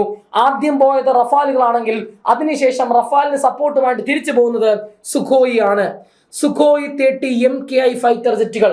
സുഖോയ് 30 MKI ഫൈറ്റർ ജെറ്റുകൾ ഇന്ത്യക്ക് പ്രതിരോധം തീർത്തുകൊണ്ട് വരുന്നു. ശ്രദ്ധിക്കണേ, ഇത് ഡെവലപ്പ് ചെയ്തത് ആര്? സുഖോയ് 30 MKI ഫൈറ്റർ ജെറ്റുകൾ ഡെവലപ്പ് ചെയ്യുന്നത് developed by Russian aircraft manufacturers Sukhoi. അപ്പൊ സുഖോയ് എന്ന് പറയപ്പെടുന്ന ഒരു റഷ്യൻ കമ്പനിയാണ് ഈ പറയപ്പെടുന്ന സുഖോയ് യുദ്ധവിമാനങ്ങളുടെ നിർമ്മാതാക്കൾ എന്നറിയപ്പെടുന്നത്. Which is built under licence by Hindustan Aeronautics Limited. അതായത് സുഖോയ് എന്ന് പറയപ്പെടുന്ന കമ്പനി ഡിസൈൻ ചെയ്ത ഫൈറ്റർ ജെറ്റുകളാണ് സുഖോയ് 30 MKI ഫൈറ്റർ ജെറ്റുകൾ. അത് ഡെവലപ്പ് ചെയ്യാനായിട്ട് ലൈസൻസ് ലഭിച്ചത്, അല്ലെങ്കിൽ ഇവിടെ വീണ്ടും നമ്മൾ എന്ത് ചെയ്തു? പ്രൊഡക്ഷൻ നടത്തി. ആരിലൂടെ? ഹിന്ദുസ്ഥാൻ എയറോനോട്ടിക്സ് ലിമിറ്റഡ് എന്ത് ചെയ്തു? ഇവിടെ അതിന്റെ പ്രൊഡക്ഷൻ നടത്തുന്നുണ്ട് എന്നാണ് പറയുന്നത്. ഓക്കെ അല്ലേ? അപ്പൊ developed by Russian aircraft manufacturers Sukhoi and built under licence by Hindustan Aeronautics Limited. ഇവിടെ നിർമ്മിക്കുന്നത് ഹിന്ദുസ്ഥാൻ എയറോനോട്ടിക്സ് ലിമിറ്റഡ് ആണെന്ന കാര്യം എന്ത് ചെയ്യുക? പ്രത്യേകം ശ്രദ്ധിക്കുക. അപ്പൊ സുഖോയ് അറിഞ്ഞിരിക്കണം. റഷ്യയുടെ സാങ്കേതിക വിദ്യ കൊണ്ട് ഇന്ത്യയിൽ ഇവിടെ നിർമ്മിച്ചത് സുഖോയ് 30 MKI ഫൈറ്റർ ജെറ്റുകൾ. ഓർക്കുക. അടുത്തത് യെസ്, സുഖോയുടെ ആ മനോഹരമായ പിക്ചോറിൽ റെപ്രസെന്റേഷൻ ആണ് നിങ്ങൾ ആ കാണുന്നത്. ഇതാണ് നമ്മുടെ സുഖോയ് വിമാനങ്ങൾ. 2 പേർക്ക് ഇരിക്കാൻ ശേഷിയുള്ള വിമാനമാണ് സുഖോയ് 30 MKI ഫൈറ്റർ ജെറ്റുകൾ എന്ന് പറയുന്നത്. അടുത്ത പോയിന്റിലേക്ക് വരാം. ഇനി നമ്മൾ വർഷിച്ച മിസൈലുകൾ ഓരോന്നായിട്ട് നമ്മൾ പഠിക്കാൻ പോവാ. ഓപ്പറേഷൻ സിന്ദൂറിന്റെ ഭാഗമായിട്ട് നമ്മൾ ആദ്യം വിക്ഷേപിച്ച 2 മിസൈലുകളാണ്. ഒന്ന് സ്കാൽപ്പ് മിസൈലും പിന്നൊന്ന് ഹമ്മർ മിസൈലും. രണ്ടിനെയും അറിയണം. സ്കാൽപ്പ് മിസൈലുകൾ സ്റ്റോം ഷാഡോ എന്ന അപരനാമത്തിലാണ് ഈ മിസൈൽ അറിയപ്പെടുന്നത്. Storm shadow. നമുക്കറിയാം ഷാഡോ എന്ന് വെച്ചാൽ നിഴൽ എന്നാണ്. സ്റ്റോം എന്ന് വെച്ചാൽ കൊടുങ്കാറ്റ്. നമുക്കറിയാം ഒരു കൊടുങ്കാറ്റ് വരുന്നതിന് മുന്നേ നമുക്ക് അറിയാൻ പറ്റും എന്തോ വലുത് വരാനുണ്ടെന്ന് നമുക്ക് അറിയാൻ പറ്റും ഇല്ലേ? സ്റ്റോം അഥവാ കൊടുങ്കാറ്റ്. ഇത് നിഴല് മാത്രമേ ഉള്ളൂ. എന്താ കാരണം? ഇത് വന്ന് അടിച്ച ശേഷം മാത്രമേ നമുക്ക് മനസ്സിലാകത്തുള്ളൂ വന്ന് അടിച്ചിട്ട് പോയത് കൊടുങ്കാറ്റാണെന്ന്. അമ്മാതിരി സാധനമാണ് ഈ പറഞ്ഞ സ്കാൽപ്പ് മിസൈലുകൾ. സ്കാൽപ്പ് മിസൈലുകൾ വികസിപ്പിച്ചത് ഏതൊക്കെ രാജ്യങ്ങൾ ചേർന്ന്? ഫ്രാൻസും UK-യും. അപ്പോൾ ഫ്രാൻസും UK-യും കൂടെ ചേർന്നിട്ടാണ് സ്കാൽപ്പ് മിസൈലുകൾ ഡെവലപ്പ് ചെയ്യുന്നത് എന്ന കാര്യം പ്രത്യേകം ശ്രദ്ധിക്കുക. അടുത്ത പോയിന്റ് ഹമ്മർ മിസൈൽ. സ്കാൽപ്പ് മാത്രമല്ല ഹമ്മർ മിസൈലുകൾ കൂടെ നമ്മൾ ഉപയോഗിക്കുന്നുണ്ട്. ആ ഹമ്മർ മിസൈലുകളുടെ ചിത്രം അവിടെ കാണാം. ഹമ്മർ മിസൈലുകൾ ഡെവലപ്പ് ചെയ്ത ഫ്രാൻസ്. അപ്പൊ സ്കാൽപ്പ് മിസൈൽ വികസിപ്പിച്ചത് ഫ്രാൻസും UK-യും ചേർന്ന്, എന്നാൽ ഹമ്മർ മിസൈൽ വികസിപ്പിച്ചത് ഫ്രാൻസ് ഒറ്റയ്ക്ക്. അടുത്ത പോയിന്റിലേക്ക് വരുന്നു. ബ്രഹ്മോസ്. വളരെ ഇമ്പോർട്ടന്റ് ആണ്. നമ്മൾ തിരിച്ചടിക്കുന്നു. ആദ്യം നമ്മൾ ഓപ്പറേഷൻ സിന്ദൂറിന് ഉപയോഗിച്ചതാണ് സ്കാൽപ്പും അതുപോലെ തന്നെ ഹമ്മർ മിസൈലും. അതിനുശേഷം പാകിസ്ഥാൻ തിരിച്ചടി തുടങ്ങിയപ്പോൾ അതിനെ പ്രതിരോധിക്കാനായിട്ട് നമ്മൾ തിരിച്ചുവിടുന്നു ബ്രഹ്മോസ്. പാകിസ്ഥാൻ ഏറ്റവും കൂടുതൽ ഭയപ്പെട്ടത് ഈ പറയുന്ന ബ്രഹ്മോസ് മിസൈലുകളാണ്. ശ്രദ്ധിക്കണേ, ബ്രഹ്മോസ് മിസൈൽ എന്താ പ്രത്യേകത? It was jointly developed by India and Russia. ഇന്ത്യയും റഷ്യയും സംയുക്തമായി വികസിപ്പിച്ച മിസൈലുകളാണ് ബ്രഹ്മോസ് മിസൈലുകൾ. നമ്മൾ റിപ്പബ്ലിക് ദിന പരേഡൊക്കെ നടക്കുമ്പോൾ നമ്മൾ കാണാറുണ്ട് ആ ബ്രഹ്മോസ് മിസൈലിനെ ഇല്ലേ? ഈ കാണുന്നതാണ് ബ്രഹ്മോസ് മിസൈൽ. നമ്മുടെ റിപ്പബ്ലിക് ദിന പരേഡ് നടക്കുമ്പോഴേ നമ്മുടെ മിസൈലൊക്കെ അവർ പ്രദർശിപ്പിക്കാറുണ്ട്. അങ്ങനെ നമ്മൾ ഒരുപാട് തവണ കണ്ടിട്ടുണ്ട് ബ്രഹ്മോസ് മിസൈലുകൾ. അപ്പോൾ ഇന്ത്യയും റഷ്യയും സംയുക്തമായി വികസിപ്പിച്ച മിസൈലുകളാണ് ബ്രഹ്മോസ് മിസൈലുകൾ. It was named by Brahmaputra river and Moskva river. എടാ ബ്രഹ്മോസിനെ, ഈ ബ്രഹ്മോസിനകത്ത് ഇത് സൂചിപ്പിക്കുന്ന ബ്രഹ്മപുത്ര നദിയെയും മോസ് സൂചിപ്പിക്കുന്നത് മോസ്ക്വ റിവർ ആണ്. മോസ്ക്വ റിവർ. ഇത് രണ്ടും കൂടെ മെർജ് ചെയ്തുകൊണ്ടുള്ള ഇന്ത്യയുടെ എണ്ണം പറഞ്ഞ എന്താ പറയാ മിസൈലുകളാണ് ബ്രഹ്മോസ് മിസൈലുകൾ എന്ന കാര്യം എന്ത് ചെയ്യുക അവിടെ നിങ്ങൾ ഓർത്തു വെക്കുക. സെറ്റ് ആണെന്ന് പ്രതീക്ഷിക്കുന്നു. അപ്പൊ ബ്രഹ്മോസിനെ നിങ്ങൾക്ക് അവിടെ കാണാം. ദെൻ ഇനി ഡ്രോൺ സംവിധാനം ശ്രദ്ധിച്ചു കേൾക്കണം. നിങ്ങളോട് ചോദിക്കും, മിസൈൽ മാത്രമല്ല ഇന്ത്യ ഡ്രോൺസും യൂസ് ചെയ്യുന്നുണ്ട്. ഇന്ത്യ ഉപയോഗിച്ച ആ ഡ്രോണുകളുടെ പേരെന്ത് എന്നാണ് ചോദ്യം. കാമിക്കസെ ഡ്രോണുകൾ. കാമിക്കസെ ഡ്രോണുകൾ എന്ന് പറയപ്പെടുന്ന ഒരു തരം ഡ്രോണുകളാണ് ഇന്ത്യ ഉപയോഗിക്കുന്നത്. കാമിക്കസെ ഡ്രോണുകൾ which is known as suicide drone. ഈ കാമിക്കസെ ഡ്രോണുകൾ അറിയപ്പെടുന്ന രണ്ട് സുപ്രധാന വിശേഷണമുണ്ട്. സൂയിസൈഡ് ഡ്രോൺ എന്നും അറിയപ്പെടുന്നു, അല്ലെങ്കിൽ പറയാം എക്സ്പ്ലോഡിംഗ് ഡ്രോൺ. അപ്പൊ സൂയിസൈഡ് ഡ്രോൺ എന്നോ അല്ലെങ്കിൽ എക്സ്പ്ലോഡിംഗ് ഡ്രോൺ എന്നോ അറിയപ്പെടുന്നു നമ്മുടെ കാമിക്കസെ ഡ്രോണുകൾ. ചോദിക്കാൻ നിങ്ങളോട് താഴെ പറയുന്നവയിൽ ഓപ്പറേഷൻ സിന്ദൂറിന്റെ ഭാഗമായിട്ട് ഇന്ത്യ ഉപയോഗിച്ച പാകിസ്ഥാൻ മേൽ വർഷിച്ച ഡ്രോണുകൾ ഏത്? താഴെ പറയുന്നവയിൽ ഏത് എന്ന് ചോദിക്കാം. അത് കാമിക്കസെ ഡ്രോണുകൾ. അത് അറിയപ്പെടുന്നത് സൂയിസൈഡ് ഡ്രോൺ എന്ന് അറിയപ്പെടും, അല്ലെങ്കിൽ എക്സ്പ്ലോഡിംഗ് ഡ്രോൺ എന്നും അറിയപ്പെടും. ഓക്കെ ആണല്ലോ. അതിന്റെ ചിത്രം ഇവിടെ കാണാം. ഒരുപാട് ഡ്രോണുകൾ ഇവിടെ കൂട്ടിക്കുമ്പാരം പോലെ നമ്മൾ ഈ പടക്കക്കടയിൽ കൊണ്ട് വച്ചിരിക്കുന്ന കണക്ക് അവിടെ വച്ചിട്ടുള്ള ദൃശ്യം നിങ്ങൾക്ക് അവിടെ കാണാം. ദെൻ INS വിക്രാന്ത് അല്ലേ? എടാ ഒരു സൈഡിൽ കൂടെ ഇന്ത്യയുടെ കരസേന അടിക്കുന്നു, ഒരു സൈഡിൽ കൂടെ ഇന്ത്യയുടെ വ്യോമസേന അടിക്കുന്നു. നാവികസേന ഇറക്കി ഒരു മുതലിനെ. ആ മുതലിന്റെ പേരാണ് INS വിക്രാന്ത്. എന്താണ് INS വിക്രാന്ത്? ശ്രദ്ധിക്കണേ. വിക്രാന്ത് എന്ന സംസ്കൃത പദത്തിന്റെ അർത്ഥം കറേജിയസ് അഥവാ ധൈര്യശാലി എന്നാണ്. കറേജിയസ് അഥവാ ധൈര്യശാലി എന്നാണ് വിക്രാന്ത് എന്ന സംസ്കൃത പദത്തിന്റെ അർത്ഥം.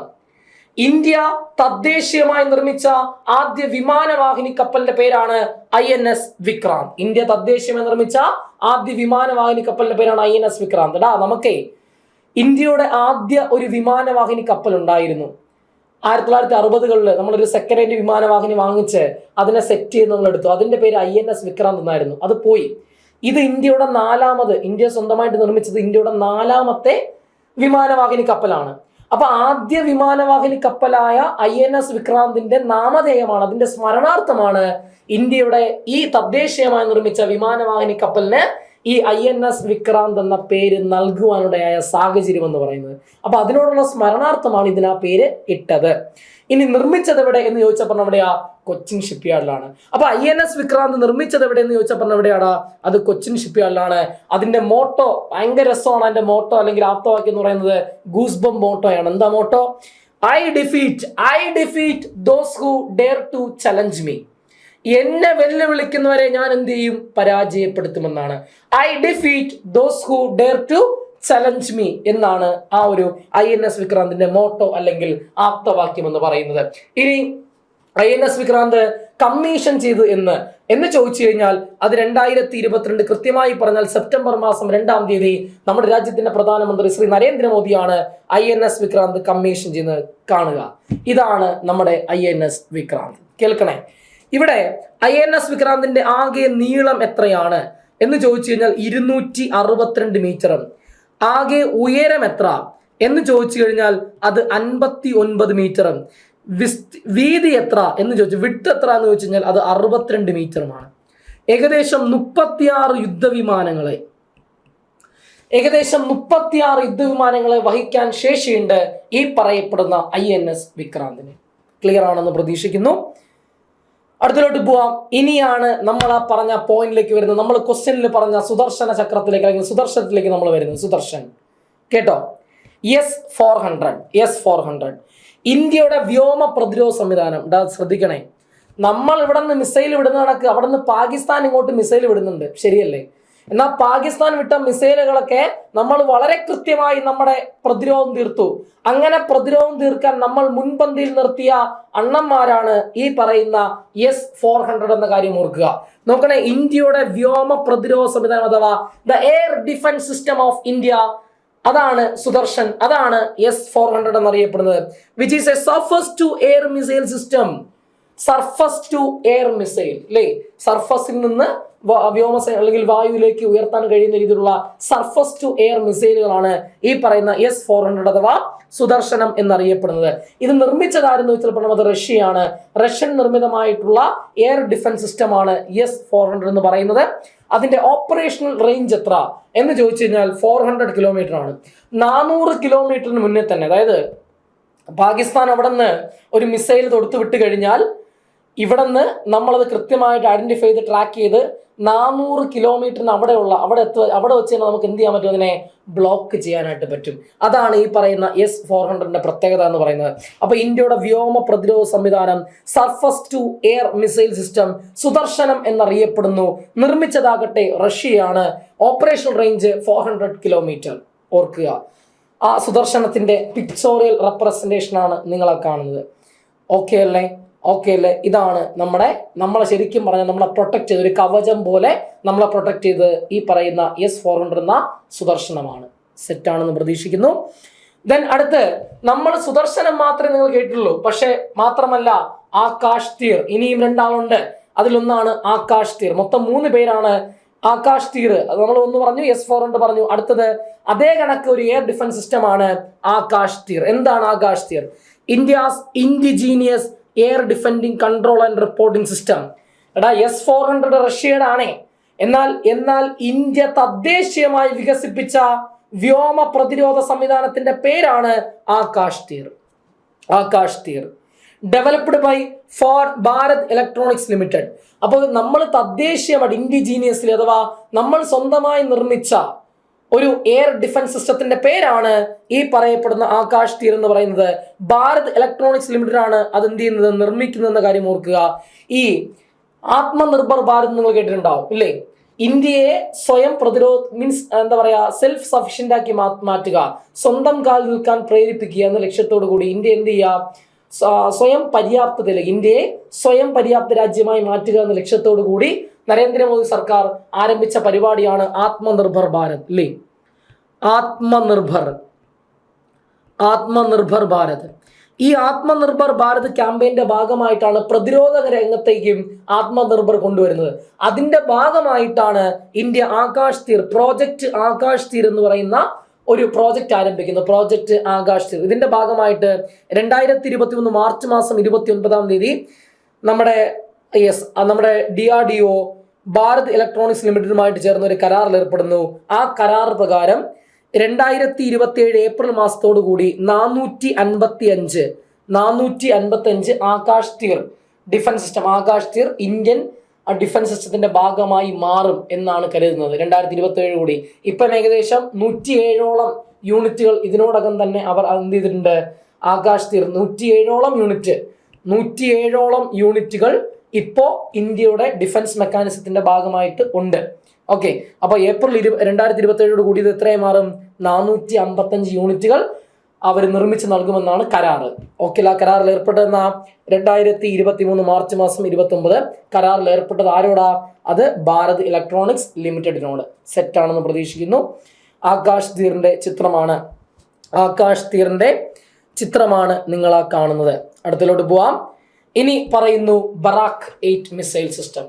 ബറാക്ക് 8 മിസൈൽ സിസ്റ്റമാണ് അടുത്ത് പറയാൻ പോകുന്നത്. ഇതും നമ്മൾ പറഞ്ഞ കണക്ക് S-400 പോലെ ആകാശ് തീറിനെ പോലെ മറ്റൊരു എന്താ പറയാ എയർ ഡിഫൻസ് സിസ്റ്റമാണ് ബറാക്ക് 8 മിസൈൽ സിസ്റ്റം എന്ന് പറയുന്നത്. It's also a air defence system jointly developed by India and Israel. ഓർക്കണേ S-400 റഷ്യയാണ്, എന്നാൽ ആകാശ് തീർ ഇന്ത്യ സ്വന്തമായിട്ട് നിർമ്മിച്ചതാണ്. എന്നാൽ ബറാക്ക് 8 മിസൈൽ സിസ്റ്റമോ അത് ഇന്ത്യയും ഇസ്രായേലും സംയുക്തമായി. ചോദിക്കാം, ഇന്ത്യയും ഇസ്രായേലും സംയുക്തമായി നിർമ്മിച്ച എയർ ഡിഫൻസ് സിസ്റ്റത്തിന്റെ പേരെന്ത്? Barak 8 missile system which is jointly developed by India and Israel. Operation range എത്ര എന്ന് ചോദിച്ചാൽ പറയണം 0.5 കിലോമീറ്റർ ടു 100 കിലോമീറ്റർ. 1/2 കിലോമീറ്റർ തൊട്ട് 100 കിലോമീറ്റർ വരെയാണ് ഇതിന്റെ ഓപ്പറേഷണൽ റേഞ്ച്. ഓക്കെ അല്ലേ? അപ്പൊ ഇവർ 3 പേരും കൂടെ ചേർന്നാണ് S-400, അതുപോലെ തന്നെ ബറാക്ക് 8, അതുപോലെ തന്നെ ആകാശ് തീർ. ഇവർ 3 പേരും കൂടെ ചേർന്നാണ് ഇന്ത്യക്ക് ഒരു കവചമായിട്ട് നിൽക്കുന്നത് എന്ന കാര്യം പ്രത്യേകം ശ്രദ്ധിക്കുക. ഓക്കെ ആണല്ലോ? അടുത്തിലോട്ട് പോവാം. യെസ്, ബറാക്ക് 8ന്റെ ചിത്രമാണ് നിങ്ങൾ ആ കാണുന്നത്. ദെൻ യെസ്, ഇത്രയും കാര്യങ്ങളാണ് നമുക്കവിടെ ഓപ്പറേഷൻ സിന്ദൂറുമായി ബന്ധപ്പെട്ടുകൊണ്ട് നമ്മൾ എക്സ്ട്രാ അഡീഷണൽ ആയിട്ട് പറഞ്ഞ് സെറ്റാക്കി വെച്ച കാര്യങ്ങൾ. അടുത്ത ടോപ്പിക്കിലോട്ട് പോവാം. പിയൂൺ പരീക്ഷയ്ക്ക് ജൂൺ മാസം 25 നടന്ന പിയൂൺ പരീക്ഷയ്ക്ക് ചോദിച്ച ഒരു ചോദ്യമാണ്. യെസ്, വിഴിഞ്ഞം തുറമുഖം കേൾക്കണേട. വിഴിഞ്ഞം അന്താരാഷ്ട്ര വാണിജ്യ തുറമുഖം പ്രധാനമന്ത്രി രാജ്യത്തിന് സമർപ്പിച്ചത് എന്നാണ് ചോദിച്ചത്. നമുക്ക് എല്ലാവർക്കും അറിയാം, അത് 2025 മെയ് മാസം 2-ാം തീയതിയാണ് വിഴിഞ്ഞം തുറമുഖം കമ്മീഷൻ ചെയ്യുന്നത്. വിഴിഞ്ഞം തുറമുഖം ചോദിച്ചു, ഇനിയും ചോദ്യങ്ങൾ വരാം. അപ്പൊ വിഴിഞ്ഞം തുറമുഖത്തിന്റെ വളരെ ബേസ് ആയിട്ടുള്ള കുറച്ച് കാര്യങ്ങൾ, വളരെ ഇമ്പോർട്ടൻ്റ് ആയിട്ടുള്ള കുറച്ച് കാര്യങ്ങൾ നമുക്ക് ഡിസ്കസ് ചെയ്യാം. നോക്കിയേ, വിഴിഞ്ഞം international sea port, Adani port link നോക്കാം. വിഴിഞ്ഞം തുറമുഖം ഇന്ത്യയിലെ തന്നെ ഏറ്റവും ആഴം കൂടിയ തുറമുഖമാണ്. The deepest port in India. ഇന്ത്യയിലെ തന്നെ ഏറ്റവും ആഴം കൂടിയ തുറമുഖമാണ് വിഴിഞ്ഞം തുറമുഖം. വിഴിഞ്ഞം തുറമുഖത്തിന്റെ സ്വാഭാവിക ആഴം എന്ന് പറയുന്നത് 18 മീറ്റർ മുതൽ 20 മീറ്റർ ആണ്. 20 മീറ്റർ ആണ്. അപ്പൊ 18 മുതൽ 20 മീറ്റർ ആണ് വിഴിഞ്ഞം തുറമുഖത്തിന്റെ സ്വാഭാവിക ആഴം. 18 മുതൽ 20 മീറ്റർ വരെയാണ്. ഇന്ത്യയിലെ തന്നെ ആദ്യ ട്രാൻസ്ഷിപ്മെന്റ് തുറമുഖം. എന്താണ് ട്രാൻസ്ഷിപ്മെന്റ് ഞാൻ പറഞ്ഞുതരാം, തൽക്കാലം കേട്ടിരിക്കുക. അപ്പൊ ഇന്ത്യയിലെ തന്നെ ആദ്യ ട്രാൻസ്ഷിപ്മെന്റ് തുറമുഖമാണ് വിഴിഞ്ഞം. ഇന്ത്യയിലെ തന്നെ ആദ്യ ട്രാൻസ്ഷിപ്മെന്റ് തുറമുഖമാണ് വിഴിഞ്ഞം എന്ന് പറയുന്നത്. വിഴിഞ്ഞം തുറമുഖം ഏത് താലൂക്കിന്റെ ഭാഗമാണ് ചെയ്യുന്നത്? 2 തവണ PS ചോദിച്ചിട്ടുണ്ട്. നെയ്യാറ്റിൻകര താലൂക്കിന്റെ ഭാഗമാണ് വിഴിഞ്ഞം തുറമുഖം. 2 തവണ PS ചോദിച്ചതാണ്. ഇനി വിഴിഞ്ഞം തുറമുഖത്തിന്റെ ലൊക്കേഷൻ കോഡ് എന്ത് എന്ന് ചോദിച്ചാൽ പറയണം, നിലവിൽ അത് INTRV01 എന്നാണ്. ഞാനത് നിലവിൽ എന്ന് പറയാൻ കാരണം, ഇതിനു മുൻപ് ഒരു ലൊക്കേഷൻ കോഡ് ഉണ്ടായിരുന്നു, INNYY1. ഇതായിരുന്നു ആദ്യ ലൊക്കേഷൻ കോഡ്. എന്നാൽ അത് മാറി നിലവിൽ ലൊക്കേഷൻ കോഡ് INTRV01 എന്നാണ്. ഇനി നമ്മുടെ വിഴിഞ്ഞം തുറമുഖത്തിന് തറക്കല്ലിടുന്നത് നമ്മുടെ കേരളത്തിന്റെ മുഖ്യമന്ത്രി ശ്രീ ഉമ്മൻചാണ്ടിയാണ്. 2015 അന്ന് മുഖ്യമന്ത്രിയായിരുന്ന ശ്രീ ഉമ്മൻചാണ്ടി 2015 കൃത്യമായി പറഞ്ഞാൽ ഡിസംബർ മാസം 5-ാം തീയതി. എന്നാൽ വിഴിഞ്ഞം തുറമുഖത്തിന് ഭാഗികമായി ഉദ്ഘാടനം ചെയ്യുന്നത്, പാർഷ്യൽ ഇനാഗുറേഷൻ ഭാഗികമായി ഉദ്ഘാടനം ചെയ്യുന്നത് നമ്മുടെ നിലവിലത്തെ മുഖ്യമന്ത്രി ശ്രീ പിണറായി വിജയനാണ് 2023 ഒക്ടോബർ മാസം 15-ാം തീയതി. എന്നാൽ വിഴിഞ്ഞം തുറമുഖം കമ്മീഷൻ ചെയ്ത് എന്ന് ചോദിച്ചു കഴിഞ്ഞാൽ അത് 2025 മെയ് മാസം 2-ാം തീയതി നമ്മുടെ രാജ്യത്തിന്റെ പ്രധാനമന്ത്രി ശ്രീ നരേന്ദ്രമോദി കമ്മീഷൻ ചെയ്യുന്നു, അഥവാ രാജ്യത്തിന് സമർപ്പിക്കുന്നുണ്ട്. കാണുക, ആ ഒരു ചടങ്ങിന്റെ ദൃശ്യമാണ് നിങ്ങളെ കാണുന്നത്. നരേന്ദ്രമോദി ഇവിടെ ഇരിപ്പുണ്ട്, മുഖ്യമന്ത്രിയെ കാണാം, MP കേന്ദ്രമന്ത്രി സുരേഷ് ഗോപിയൊക്കെ നിങ്ങൾക്ക് അവിടെ കാണാം. അതുപോലെ തുറമുഖ വകുപ്പ് മന്ത്രി VN വാസവനെ കാണാം, അദാനി പോർട്ടിന്റെ MDയെ കാണാം. അതുപോലെ തന്നെ സജി ചെറിയൻ, അങ്ങനെയുള്ള ആൾക്കാരെയൊക്കെ നിങ്ങൾക്ക് അവിടെ കാണാം. ഓക്കെ ആണെന്ന് പ്രതീക്ഷിക്കുന്നു. അപ്പോൾ May 2, 2025 dedication to the nation of വിഴിഞ്ഞം international sea port deep water multipurpose sea port എന്നതിനെ പറയുന്നുണ്ട്.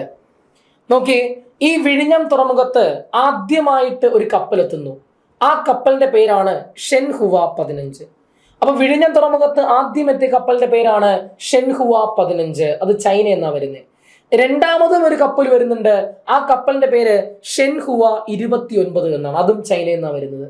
അങ്ങനെയെങ്കിൽ ഇന്ത്യ മഹാരാജ്യത്തിന്റെ ചരിത്രത്തിൽ ആദ്യമായിട്ട്, വിഴിഞ്ഞത്തിന്റെ ചരിത്രത്തിൽ ആദ്യമായിട്ട് ഒരു മദർഷിപ്പ് വരുന്നു. ആ മദർഷിപ്പിന്റെ പേരാണ് സാൻ ഫെർണാണ്ടോ. കഴിഞ്ഞ ഹൈക്കോർട്ട് അസിസ്റ്റന്റ് പരീക്ഷയുടെ ചോദ്യം, PQ. വിഴിഞ്ഞം തുറമുഖത്ത് ആദ്യമായെത്തിയ, അല്ലെങ്കിൽ ഇന്ത്യയിൽ ആദ്യമായെത്തിയ മദർഷിപ്പ്. ഇന്ത്യയിൽ ആദ്യമായിട്ടാണ് ഒരു മദർഷിപ്പ് വരുന്നത്. അതിനു മുൻപ് എന്താണ് മദർഷിപ്പ്? മദർഷിപ്പ് എന്ന് പറഞ്ഞു കഴിഞ്ഞാൽ ഇന്ത്യയിൽ ഏറ്റവും ഭാരമേറിയ വലിയ ചരക്കുകളെ വഹിക്കാൻ ശേഷിയുള്ള ഭാരിച്ച കണ്ടെയ്നർ കപ്പലുകളാണ് നമ്മൾ മദർഷിപ്പ് എന്ന് വിളിക്കുക. 10,000, 15,000, 20,000 ടൺ ഭാരം വഹിക്കാൻ ശേഷിയുള്ള വലിയ ചരക്ക് കപ്പലുകളാണ് നമ്മൾ മദർഷിപ്പ് എന്ന് വിളിക്കുക. ഇന്ത്യയിൽ ആദ്യമായിട്ടാണെന്നേ ഒരു മദർഷിപ്പ് വരുന്നത്. അതെന്താ അങ്ങനെ? കാരണം ഇന്ത്യയിൽ ഒരു മദർഷിപ്പിനെ അഫോർഡ് ചെയ്യാനുള്ള കപ്പാസിറ്റി ആർക്ക് മാത്രമേ ഉള്ളൂ? വിഴിഞ്ഞത്തിന് മാത്രമേ ഉള്ളൂ. അപ്പൊ ഇന്ത്യയിൽ ഒരു മദർഷിപ്പിനെ അഫോർഡ് ചെയ്യാനുള്ള കപ്പാസിറ്റി വിഴിഞ്ഞത്തിന് മാത്രമേ ഉള്ളൂ. അതുകൊണ്ടാണ് ഇന്ത്യയിലെ ആദ്യ മദർഷിപ്പ് വിഴിഞ്ഞത്തെത്തിയത്. ഇനി ശ്രദ്ധിക്കണേ, ഇതുകൊണ്ടാണ് നമ്മൾ പറഞ്ഞത് ഇന്ത്യയിലെ ഏറ്റവും ആഴം കൂടിയ തുറമുഖം, അതുകൊണ്ടാണ് പറഞ്ഞത്. ഇനി നമുക്കറിയാം, അപ്പൊ നിങ്ങൾ ചോദിക്കും, ഇതിനു മുൻപ് എങ്ങനെയാണ് ഈ ചരക്കുകളൊക്കെ വന്നിരുന്നത്? മദർഷിപ്പ് വരൂല. മദർഷിപ്പ് വേറെ ഏതെങ്കിലും സ്ഥലത്ത് പോയി കിടക്കും, എന്നിട്ട് അവിടെ നിന്ന് ട്രാൻസ്ഷിപ്മെന്റ്. എന്താ ട്രാൻസ്ഷിപ്മെന്റ്? വലിയ കണ്ടെയ്നറുള്ള ഈ മദർഷിപ്പിലുള്ള പ്രോഡക്റ്റിനെ കുഞ്ഞു കുഞ്ഞു കപ്പലിലോട്ട് മാറ്റുന്ന പ്രക്രിയ വിളിക്കുന്ന പേരാണ് ട്രാൻസ്ഷിപ്മെന്റ്. ഓക്കെ, അപ്പം മദർഷിപ്പിലുള്ള ചരക്കിനെ കുഞ്ഞു കുഞ്ഞു കപ്പലിലോട്ട് മാറ്റുന്ന പ്രോസസ്സിനെ വിളിക്കുന്ന പേരാണെന്ത്? ട്രാൻസ്ഷിപ്മെന്റ്. അതുകൊണ്ടാണ് ഞാൻ മുന്നേ പറഞ്ഞത് ഇന്ത്യയിലെ തന്നെ ആദ്യ ട്രാൻസ്ഷിപ്മെന്റ് തുറമുഖം വന്ന് വിഴിഞ്ഞത്ത് വിളിക്കാൻ കാരണം പണ്ട് ആ ട്രാൻസ്ഷിപ്മെന്റ് നടത്തിയ ആ കപ്പലുകളാണ് ഇന്ത്യയിലേക്ക് വന്നിരുന്നത്. ഇനി അതിന്റെ ആവശ്യമില്ല, നമുക്ക് വിഴിഞ്ഞമുണ്ട്. ഇനി ഈ വിഴിഞ്ഞത്ത് വന്ന് വലിയ കണ്ടെയ്നർ കപ്പലുകൾ ഇവിടെ നിന്ന് ട്രാൻസ്ഷിപ്മെന്റ് നടത്തി മറ്റ് സ്ഥലങ്ങളിലേക്ക് കൊണ്ടുപോകും. മനസ്സിലാവുന്നുണ്ടോ? അതുകൊണ്ടാണ് ഇന്ത്യയിലെ തന്നെ ആദ്യ ട്രാൻസ്ഷിപ്മെന്റ് തുറമുഖമെന്ന് വിഴിഞ്ഞത്തെ വിളിക്കാൻ കാരണം. സെറ്റ്. ഈ വിഴിഞ്ഞം തുറമുഖത്തിന്റെ ആദ്യ മദർഷിപ്പിന്റെ പേരാണ് സാൻ ഫെർണാണ്ടോ. ഇനി വിഴിഞ്ഞം തുറമുഖത്തിന്റെ നിലവിലെ CEO എന്നറിയപ്പെടുന്നത് ശ്രീകുമാർ കെ നായറും. വിഴിഞ്ഞം തുറമുഖത്തിന്റെ നിലവിലത്തെ MD ആര് എന്ന് ചോദിച്ചു കഴിഞ്ഞാൽ അത് ദിവ്യ എസ് അയ്യരുമാണ്. ദിവ്യ എസ് അയ്യരുമാണ് എന്ന കാര്യം എന്ത് ചെയ്യുക, അവിടെ ഓർത്ത് സെറ്റാക്കി വെക്കുക. ക്ലിയർ. അടുത്ത ക്വസ്റ്റ്യനിലേക്ക് പോവാം. ഈ പറയുന്ന പിയൂൺ പരീക്ഷയ്ക്ക് ചോദിച്ച പിയൂൺ ആണല്ലോ, യെസ്, പിയൂൺ പരീക്ഷ ചോദിച്ച മറ്റൊരു ചോദ്യമാണ് ഓപ്പറേഷൻ ബ്രഹ്മ. ഓപ്പറേഷൻ ബ്രഹ്മ എന്ന ദൗത്യത്തിന്റെ ലക്ഷ്യമെന്ത് എന്നാണ് ചോദ്യം. ഓപ്ഷൻ ബി ആണ് മ്യാൻമാറിൽ ഉണ്ടായ ഭൂകമ്പത്തിൽ അടിയന്തര മാനുഷിക സഹായം നൽകുന്നതിനായിട്ട് ഇന്ത്യൻ സൈന്യം ആരംഭിച്ച ദൗത്യത്തിന്റെ പേരാണ് ഓപ്പറേഷൻ ബ്രഹ്മ. അങ്ങനെയെങ്കിൽ ഇതുമായി റിലേറ്റ് ചെയ്തുള്ള കുറച്ച് ഓപ്പറേഷൻ കൂടെ നമുക്ക് പരിചയപ്പെടാം. ഏറ്റവും റീസെന്റ് ആയിട്ട് ഇന്ത്യ നടത്തിയ ഓപ്പറേഷൻ ആണ് ഓപ്പറേഷൻ സിന്ധു. സിന്ദൂർ അല്ല, സിന്ധു. ഓപ്പറേഷൻ സിന്ധു. എന്താണ് ഓപ്പറേഷൻ സിന്ധു? നമുക്കറിയാം ഇസ്രായേൽ ഇറാൻ സംഘർഷം നടക്കുകയാണ് അല്ലേ? ആ സംഘർഷം നടന്നു. ഓക്കെ, ഇപ്പൊ അവര് വെടിനിർത്തൽ കരാറിൽ നിൽക്കുകയാണ്. ഇസ്രായേലും ഇറാനും സംഘർഷം നടന്നപ്പോ ഇറാനിൽ കുടുങ്ങിപ്പോ ഇന്ത്യക്കാരെ തിരികെ നാട്ടിലെത്തിക്കാനായി കേന്ദ്ര സർക്കാർ നടത്തിയ ഓപ്പറേഷന്റെ പേരാണ് ഓപ്പറേഷൻ സിന്ധു. അപ്പോ ഇസ്രായേൽ ഇറാൻ സംഘർഷവുമായി ബന്ധപ്പെട്ടുകൊണ്ട് ഇറാനിൽ കുടുങ്ങിപ്പോ ഇന്ത്യക്കാരെ തിരികെ നാട്ടിലെത്തിക്കാനായി കേന്ദ്ര സർക്കാർ നടത്തിയ ഓപ്പറേഷന്റെ പേരാണ് ഓപ്പറേഷൻ സിന്ധു എന്ന് പറയുന്നത്. അങ്ങനെയെങ്കിൽ എന്താണ് ഓപ്പറേഷൻ ബ്രഹ്മ? എന്താണ് ഓപ്പറേഷൻ ബ്രഹ്മ? ഞാൻ പറഞ്ഞു, മ്യാൻമാറിൽ അടുത്തിടെ ഭൂചലനം ഉണ്ടായപ്പോൾ അവിടെ ഇന്ത്യ നടത്തിയ രക്ഷാപ്രവർത്തനത്തിന്റെ പേരാണ് ഓപ്പറേഷൻ ബ്രഹ്മ. അങ്ങനെയെങ്കിൽ എന്താണ് ഓപ്പറേഷൻ അജയ്? ഇസ്രായേൽ പലസ്തീൻ സംഘർഷം ഇല്ലേ? ഇസ്രായേൽ പലസ്തീൻ സംഘർഷവുമായി ബന്ധപ്പെട്ടുകൊണ്ട് ഇസ്രായേലിൽ കുടുങ്ങിപ്പോ ഇന്ത്യക്കാരെ തിരികെ നാട്ടിലെത്തിക്കാനായി കേന്ദ്ര സർക്കാർ നടത്തിയ ഓപ്പറേഷന്റെ പേരാണ് ഓപ്പറേഷൻ അജയ്. അത് PSC ചോദിച്ചിട്ടുണ്ട്. അങ്ങനെയെങ്കിൽ എന്താണ് ഓപ്പറേഷൻ ഗംഗ? റഷ്യ ഉക്രൈൻ യുദ്ധം. റഷ്യ ഉക്രൈൻ യുദ്ധവുമായി ബന്ധപ്പെട്ടുകൊണ്ട് ഉക്രൈനിൽ കുടുങ്ങിപ്പോ ഇന്ത്യക്കാരെ തിരികെ നാട്ടിലെത്തിക്കാനായി കേന്ദ്ര സർക്കാർ നടത്തിയ ഓപ്പറേഷന്റെ പേരാണ് ഓപ്പറേഷൻ ഗംഗ. അങ്ങനെയെങ്കിൽ എന്താണ് ഓപ്പറേഷൻ കാവേരി? സുഡാൻ. ആഭ്യന്തര കലാപം രൂക്ഷമായ സുഡാനിൽ കുടുങ്ങിപ്പോ ഇന്ത്യക്കാരെ തിരികെ നാട്ടിലെത്തിക്കാനായി കേന്ദ്ര സർക്കാർ നടത്തിയ ഓപ്പറേഷന്റെ പേരാണ് ഓപ്പറേഷൻ സുഡാൻ. അപ്പോ ആഭ്യന്തര കലാപം ഓപ്പറേഷൻ കാവേരി. ഓക്കെ, ആഭ്യന്തര കലാപം രൂക്ഷമായ സുഡാനിൽ കുടുങ്ങിപ്പോ ഇന്ത്യക്കാരെ തിരികെ നാട്ടിലെത്തിക്കാനായി കേന്ദ്ര സർക്കാർ നടത്തിയ ഓപ്പറേഷന്റെ പേരാണ് ഓപ്പറേഷൻ കാവേരി. അങ്ങനെയെങ്കിൽ എന്താണ് ഓപ്പറേഷൻ ദേവി ശക്തി? ഒരു 3 കൊല്ലം മുൻപ് അഫ്ഗാനിസ്ഥാനിലെ താലിബാൻ ഭരണകൂടം അഫ്ഗാനിസ്ഥാൻ ഭരണം പിടിച്ചടക്കിയപ്പോൾ അവിടെ കുടുങ്ങിപ്പോ ഇന്ത്യക്കാരെ തിരികെ നാട്ടിലെത്തിക്കാനായി കേന്ദ്ര സർക്കാർ നടത്തിയ ഓപ്പറേഷന്റെ പേരാണ് ഓപ്പറേഷൻ ദേവി ശക്തി. അങ്ങനെയെങ്കിൽ എന്താണ് ഓപ്പറേഷൻ ഇന്ദ്രാവതി? ഹെയ്ത്തി. ആഭ്യന്തര കലാപം രൂക്ഷമായ ഹെയ്ത്തിയിൽ കുടുങ്ങിപ്പോ ഇന്ത്യക്കാരെ തിരികെ നാട്ടിലെത്തിക്കാനായി കേന്ദ്ര സർക്കാർ നടത്തിയ ഓപ്പറേഷന്റെ പേരാണ് ഓപ്പറേഷൻ ഇന്ദ്രാവതി. അങ്ങനെയെങ്കിൽ എന്താണ് ഓപ്പറേഷൻ സുരംഗ്? നമുക്കറിയാം ഉത്തരാഖണ്ഡിലെ ഒരു 2023 ഒക്ടോബർ നവംബർ മാസങ്ങളിൽ ഉത്തരാഖണ്ഡിലെ ഉത്തരകാശിയിലെ സിൽക്യാര എന്ന് പറയപ്പെടുന്ന ഒരു തുരങ്കത്ത് കുറച്ച് തൊഴിലാളികൾ കുടുങ്ങിപ്പോയി ഇല്ലേ? ആ കുടുങ്ങിപ്പോയ തൊഴിലാളികളെ പുറത്തെത്തിക്കാനായി നടത്തിയ രക്ഷാദൗത്യത്തിന്റെ പേരാണ് ഓപ്പറേഷൻ സുരംഗ്. ഉത്തരാഖണ്ഡിലെ ഉത്തരകാശിയിലെ സിൽക്യാര തുരങ്കത്തിൽ കുടുങ്ങിപ്പോയ തൊഴിലാളികളെ പുറത്തെത്തിക്കാനായി നടത്തിയ രക്ഷാദൗത്യത്തിന്റെ പേരാണ് ഓപ്പറേഷൻ സുരംഗ്. അങ്ങനെയെങ്കിൽ എന്താണ് ഓപ്പറേഷൻ ദോസ്ത്? സിറിയ തുർക്കി പ്രദേശത്ത് ഭൂകമ്പം ഉണ്ടായപ്പോൾ അവിടെ ഇന്ത്യ നടത്തിയ രക്ഷാപ്രവർത്തനമാണ് ഓപ്പറേഷൻ ദോസ്ത്. അപ്പൊ സിറിയ തുർക്കി പ്രദേശത്ത് ഒരു ഭൂചലനം ഉണ്ടായപ്പോൾ അവിടെ ഇന്ത്യ നടത്തിയ രക്ഷാപ്രവർത്തനത്തിന്റെ പേരാണ് operation Dost. Last point operation hope. നമുക്കറിയാം 2023 മെയ് മാസം കൊളംബിയയിൽ നിന്നുള്ളൊരു യാത്രാ വിമാനം ആമസോൺ മഴക്കാട് വഴി കടന്നപ്പോ ആ ഒരു ആമസോൺ മഴക്കാട് വഴി കടക്കുകയാണ് ഒരു വിമാനം, യാത്രാ വിമാനം. ആ യാത്രാ വിമാനത്ത് ആകെ മൊത്തം 7 പേരുണ്ടായിരുന്നു. അതിൽ 3 പേര് മുതിർന്ന ആൾക്കാരും 4 പേര് കുട്ടികളുമാണ്. ആ യാത്രാ വിമാനം ആമസോൺ മഴക്കാട്ടിൽ തകർന്നു വീഴുകയാണ്. ആ മുതിർന്ന 3 പേർ തൽക്ഷണം മരണപ്പെടുന്നു. കുട്ടികൾ അത്ഭുതകരമായി രക്ഷപ്പെട്ടു എന്ന് മാത്രമല്ല, അടുത്ത 40 ദിവസം ആ കൊടുങ്കാട്ടിൽ കുട്ടികൾ അതിജീവിക്കുന്നുണ്ട്. 40ാമത്തെ ദിവസമാണ് കൊളംബിയൻ സംഘം ആ കുട്ടികളെ എന്ത് ചെയ്യുന്നത്, കണ്ടെത്തുന്നത്. ആ രക്ഷാദൗത്യത്തിന് കൊളംബിയൻ സർക്കാർ നൽകിയ പേരാണ് ഓപ്പറേഷൻ ഹോപ്പ്. ഓക്കെ അല്ലേ? അപ്പോൾ ഒരു വലിയൊരു ഏരിയ ആണ് നമ്മൾ ഡിസ്കസ് ചെയ്ത് കവർ ചെയ്ത് സെറ്റാക്കി അവിടെ വെച്ചിട്ടുള്ളത്. നമ്മൾ ഓപ്പറേഷൻ സിന്ദൂറുമായി ബന്ധപ്പെട്ട കുറച്ചും കൂടെ വാസ്റ്റ് ആയിട്ടുള്ള കാര്യങ്ങൾ പഠിച്ചു. അതിനുശേഷം നമ്മൾ വിഴിഞ്ഞം പോർട്ടിനെ പറ്റി പറഞ്ഞു. ഇപ്പോൾ ഇതാ ഓപ്പറേഷൻസും കൂടെ പറഞ്ഞ് നമ്മൾ ഈ സെഗ്മെന്റ് ഇവിടെ വൈൻഡപ്പ് ചെയ്യുന്നു.